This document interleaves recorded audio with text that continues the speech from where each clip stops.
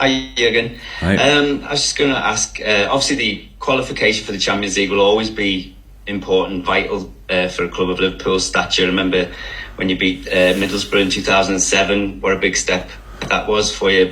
2007 would be great. Is there a greater financial pressure this year because of the COVID situation on getting in there for next year and knowing where you stand?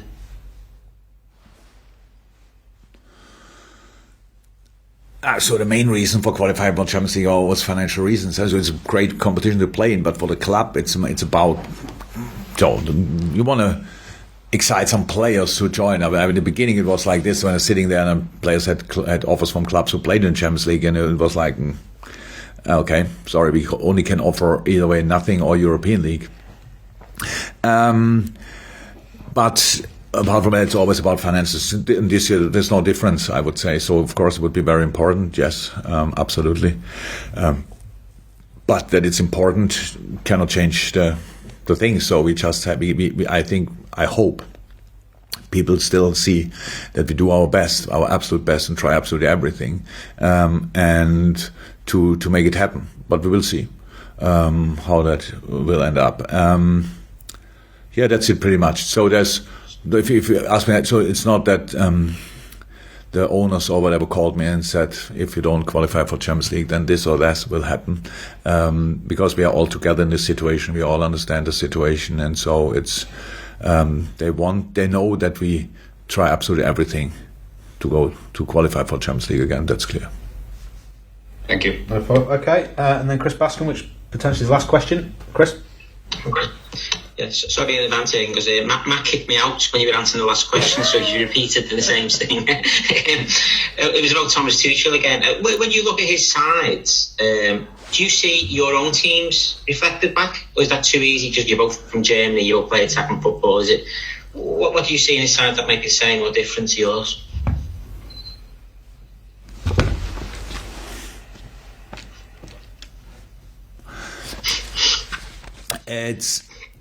It's not so easy to compare, to be honest, but because yes, he played different. So when he arrived at Mainz, he played different football to what we played when we were there.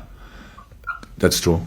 So Thomas started playing then a more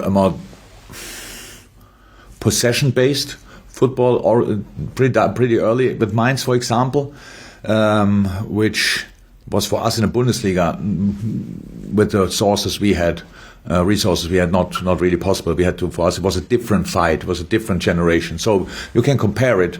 So he has a much better record than I will ever have at Mainz, for example. So plus winning much more Bundesliga games than I, when we ever won. It was just different times. You can compare it, or you don't do it, whatever you want. That's completely fine.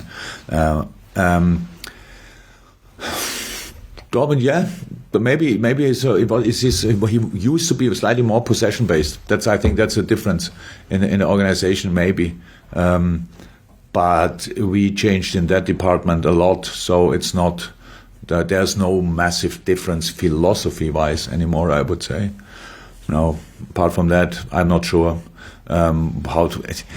I should watch much more games to answer these questions of Thomas Tuchel team. So when I saw a few games of Paris, I saw now 3 games of Chelsea, but it's really early at Chelsea.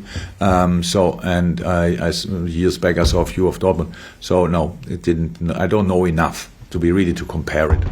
Okay. Thank you, Paul Joyce, for the final question of the presser before the Chelsea game. Paul.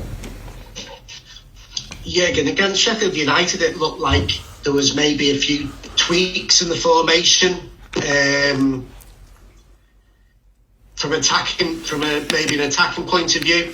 It was a little difficult to work out at times where everybody was. What did you try and do in that game? Because it looked like you were playing with 2 holding midfielders at times, and not all the. Could you just sort of talk a little bit about the tweaks that you made in that game? It was about, in the end, it's an easy answer. It was about bringing enough players involve enough players in the finishing, in the creating situation, and then in the finishing situation. So that's it. Keep the width, offer that, have enough players in between. That's a short summary of it, pretty much, and be always well protected. So that's it, pretty much. Because yes, we had to be dominant in the game. We had to be very flexible. I think a back five, in the manner Sheffield plays, all the predictable stuff, they defend really well. That's how it is. It's well organized. If you can make it slightly more unpredictable, then it gets more difficult and you have a better chance. So that's why I like the first half a lot, because the chances we created were actually exceptional. So, and were kind of based off that formation. If you want